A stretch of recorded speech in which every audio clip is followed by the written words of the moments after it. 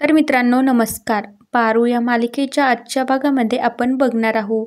इकडे मात्र आदित्य आणि त्याच्यासोबत तो असणारा कलिक ते मात्र दोघेही जेवायला सोबत बसत असता. त्यावेळी तो कलिक म्हणू लागतो, खरं यार आदित्य तू खूप नशीबवान आहे, तुला इतकं प्रेम करणारी आणि इतकी जीव लावणारी बायको भेटली आहे. आणि मग त्यावेळी तो म्हणू लागतो की काय रे आदित्य, वहिनीचं नाव तरी काय आहे ते तरी सांग ना. त्यावेळी आदित्य खाली मान घालूनच लाजतच म्हणू लागतो की तिचं नाव पारू आहे. मग त्यावेळी आदित्य म्हणू लागतो की तुम्हाला माहिती आहे का, तिचं ना माझ्यावर खूपच प्रेम आहे आणि ती प्रेम व्यक्त करण्याची एकही संधी सोडत नाही. आणि यांचं बोलणं चालू असतानाच आदित्यला मात्र नेमकं त्या प्रीतमचा कॉल येतो आणि मग आदित्य साईटला जातो आणि प्रीतमसोबत बोलू लागतो. आणि मग त्यावेळी प्रीतम आदित्यला सांगू लागतो की दादा तुला माहिती आहे का, तुझं ते ड्रीम प्रोजेक्ट आहे ना, आईनं ते प्रोजेक्ट करायला नकार दिला आहे. आणि मग प्रीतमचं असं बोलणं ऐकून आदित्यला मात्र खूप वाईट वाटतं. आणि मग त्यावेळी आदित्य म्हणू लागतो की प्रीतम यार मला कळत नाही आईनं नकार कशासाठी दिला आहे. त्यावेळी मग आदित्य म्हणू लागतो, जेव्हा मी आई आणि बाबाला या ड्रीम प्रोजेक्टबद्दल सांगितलं होतं तेव्हा तर ते दोघे खूप खुश होते, मग आता काय झालं असेल. मग त्यावेळी प्रीतम म्हणतो की अरे दादा मलाही माहीत नाही आई नेमकं असं का करते, मीही तिला माझ्या परीने समजवण्याचा खूप प्रयत्न केला पण तिनं माझं काहीच ऐकलं नाही. मग त्यावेळी आदित्य म्हणू लागतो, अरे यार प्रीतम आपण आता काय करायचं आहे. त्यावेळी प्रीतम म्हणू लागतो, दादा मलाही कळत नाही आपण आता काय करायचं. पण जेव्हा मी बाबाला या गोष्टीबद्दल विचारलं तेव्हा बाबा म्हणू लागले की अहिल्या म्हणजेच आईची अशी इच्छा आहे की जे प्रोजेक्ट तुझं आहे ना ते प्रोजेक्ट तू तुझ्या स्वतःच्या हाताने लीड करावं, कदाचित त्याच्यामुळेच ती नकार देत असेल. मग त्यावेळी आदित्य म्हणू लागतो, यार प्रीतम तुला कसं कळत नाही, मी आता एका साध्या कंपनीत काम करणारा एम्प्लॉय आहे, इतकं मोठं फंड मी कुठून गोळा करू शकतो. त्यावेळी प्रीतम म्हणू लागतो, अरे दादा तू फंडची कशाला काळजी करतो, ते फंड वगैरे गोळा करायची ना ते सगळं माझ्यावर सोड. आणि मग त्यानंतर प्रीतम मात्र फोन ठेवून देतो. आणि मग त्यावेळी आदित्यला ना खूपच वाईट वाटत असतं. त्यावेळी त्याचा तो कलिक त्याच्या जवळ येतो आणि म्हणू लागतो, काय रे आदित्य काय झालंय.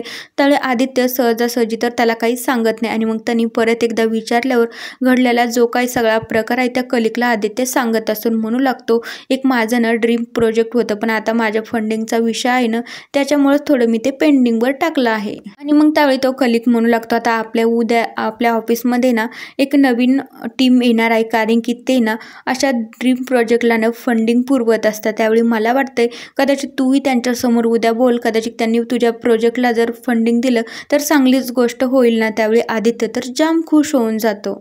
आणि मग त्यानंतर लगेचच हे दोघे जणही कामाला लागतात. त्यानंतर रात्री आदित्य जेव्हा घरी येतो तेव्हा घरात तर नेमकी पारू नसते. आदित्य तिला इकडं तिकडं शोधत असतो. त्यानंतर पारू मात्र आदित्यच्या हातातला ते टिफिन वगैरे घेते. त्यावेळी आदित्य म्हणू लागतो की पारू खरंच आजचा दिलेला टिफिन खूप भारी होता, मला तर खूपच आवडला आहे. आणि मग त्यानंतर जे काही दिवसभरामध्ये इकडच्या तिकडच्या घडलेल्या गोष्टी ते दोघे जण एकमेकांना सांगत असतात. आणि मग थोड्या वेळामध्येच पारू मात्र आदित्यकडे लाईट बिल घेऊन जाते. मात्र आदित्यकडनं लाईट बिल बघत असतो पण त्याच्याकडं लाईट बिल भरा इतकं पण पैसे नसता. आता त्यावेळी पारू म्हणू लागते की आदित्य सर कशाला नाराज होताय, मी काय तुमच्याकडं पैसे मागायला थोडी आले, मी तुम्हाला फक्त लाईट बिल दाखवायला आले, कारण की लाईट बिल भरा इतके पैसे माझ्याकडं आहेत. त्यावेळी मग आदित्य म्हणू लागतो, काय गं पारू तुझ्याकडं कुठून पैसे आले. मग पारू म्हणू लागते, तुम्हाला माहिती का आदित्य सर, मी मागच्या आठवड्यामध्ये त्या स्वयंपाकाच्या कामासाठी गेले होते ना, तेच माझ्याकडं अजून उरलेले पैसे आहेत. आणि मग तर काय आदित्यला जास्तच वाईट वाटतं. त्यावेळी पारू म्हणू लागते, काय झालं आदित्य सर, तुम्हाला वाईट वाटलं का. त्यावेळी आदित्य म्हणू लागतो की पारू आता ना मला तर तुझ्याच पैशावर जगून घर चालवावं लागत आहे, कारण की लाईट बिल भरा इतके पण पैसे माझ्याकडे नाही आहे. त्यावेळी पारू म्हणू लागते, आदित्य सर कशाला नाराज होत आहे, संसार काय फक्त तुमच्या एकट्यांचाच आहे का, माझा नाही आहे का. मग त्यावेळी पारू असंही म्हणते की आदित्य सर अजिबात टेन्शन घ्यायचं नाही, घर सांभाळायला तुमची ही बायको खंबीर आहे, तुम्ही फक्त ऑफिसमध्येच लक्ष द्यायचं आहे. आणि मग पारूचं असं बोलणं ऐकून आदित्य तर आश्चर्याने तिच्याकडे बघू लागतो आणि पारूचं खूप कौतुकही करत असतो. आणि मग त्यानंतर आदित्य पारूसाठी चहा बनवण्यासाठी जात असतो. दुसऱ्या दिवशी सकाळी आदित्य ऑफिसमध्ये आलेला असतो आणि त्याचा तो कलिक त्याला सांगत असतो की आदित्य त्या इन्व्हेस्टरची ना टीम आलेली आहे, जा आणि तुझं प्रेझेंटेशन तू त्यांच्यासमोर सांग. आदित्य त्याचं ते प्रेझेंटेशन देण्यासाठी जात असतो. जिथे आदित्य जातो मात्र तिथे जण ते 3 इन्व्हेस्टर आणि जो आदित्य ज्या कंपनीत काम करतो त्या कंपनीचाच एक मालक असतो. मग आदित्य त्यांना गुड मॉर्निंग वगैरे सगळं काही म्हणत असतो आणि मग त्याच्यानंतर तो त्याचं ते प्रेझेंटेशन द्यायला सुरुवात करतो. पण त्याच्यातलाच एक व्यक्ती म्हणतो की प्लीज तुम्ही थांबा, अजून आमच्यामधला एक व्यक्ती आलेला नाही. त्यावेळी आदित्य तिथं थांबतो, पण थोड्याच वेळामध्ये तिथं त्यांच्यामधला जो व्यक्ती आलेला नसतो, मात्र त्यांच्यामधला एक व्यक्ती म्हणजेच तेवढ्याच वेळामध्ये अहिल्या येते. मग आदित्यच्या लक्षात येतं की आपल्या या टीममधला, इन्व्हेस्टरच्या टीममधला जो चौथा व्यक्ती म्हणजेच आपली आईच आहे. त्यावेळी आदित्यला तर खूपच वाईट वाटतं आणि त्याला भीतीही वाटत असते. पण अहिल्यालाही आदित्यला बघून ना खूप राग येतो, पण ती जास्त काही रिॲक्ट होत नसते.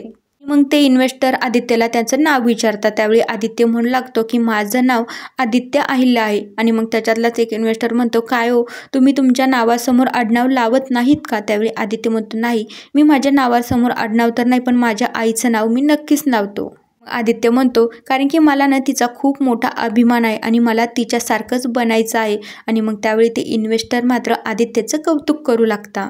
त्यानंतर आदित्य मात्र त्याचं प्रेझेंटेशन द्यायला सुरुवात करतो.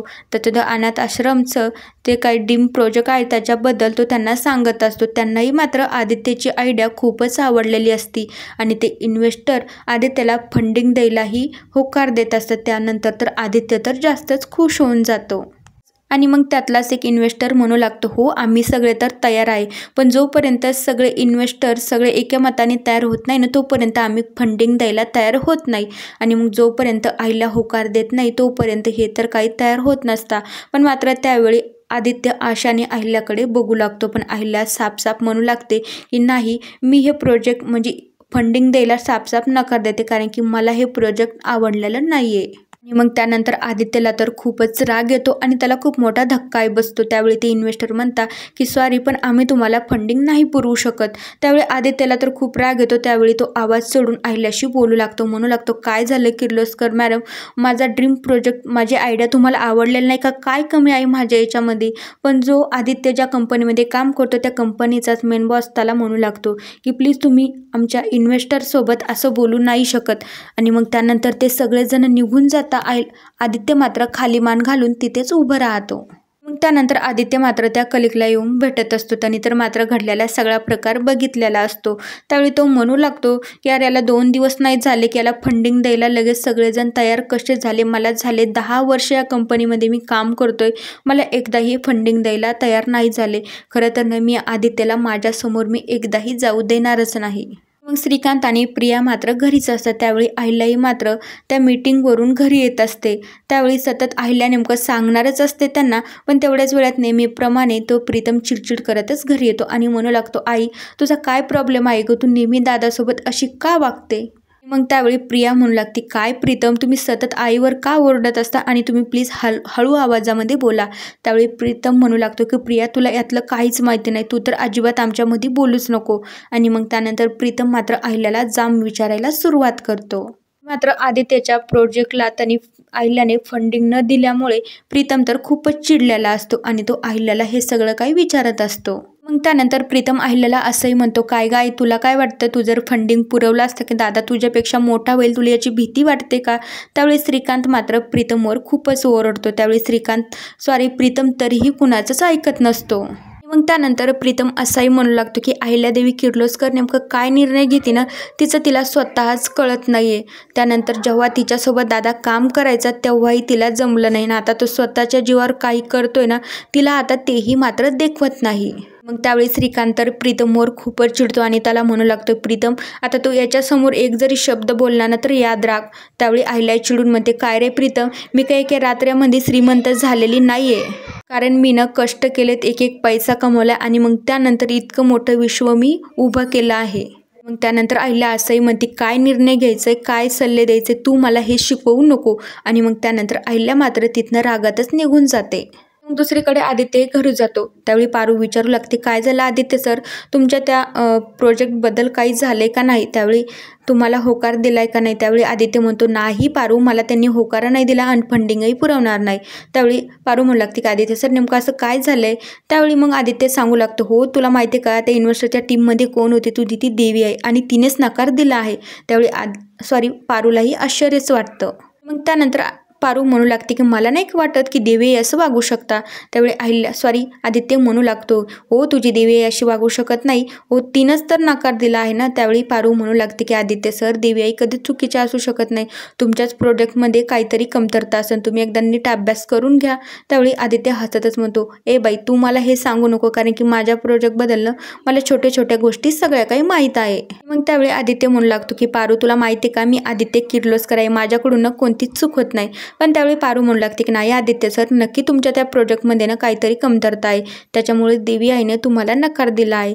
तुम्ही आता जा आणि त्या प्रोजेक्टचा चांगला अभ्यास करा आणि मग जा तुम्ही त्यांच्याकडे. त्यावेळी आदित्यही हो म्हणत असतो आणि मग त्यानंतर आदित्य मात्र त्या प्रोजेक्टवर काम करायला सुरुवात करतो. त्याला कळतं की आपल्याच प्रोजेक्टमध्ये काहीतरी कमी आहे, म्हणूनच आपल्या आईनं आपल्याला नकार दिला आहे. तो दिवस रात्र त्या प्रोजेक्टवर काम करत असतो. मात्र त्याच्या त्या कलिगला ते अजिबातच आवडलेलं नसतं आणि मग तो कलिग त्याच्या ते बॉसचे कान वगैरे भरून देत असतो. आणि मग तो बॉस मात्र आदित्यला भेटल्यावर त्याला म्हणत असतो की तू ना या कंपनीमध्ये एक नोकर आहे, तुला मी जेवढं काम सांगतोय ना तू तेवढंच काम करायचं आहे. मग त्यावर आदित्यही हो म्हणत असतो. तर मित्रांनो, या मालिकेच्या पुढील भागांच्या अपडेटसाठी आपल्या चॅनलला नक्की सबस्क्राईब करा. So bye.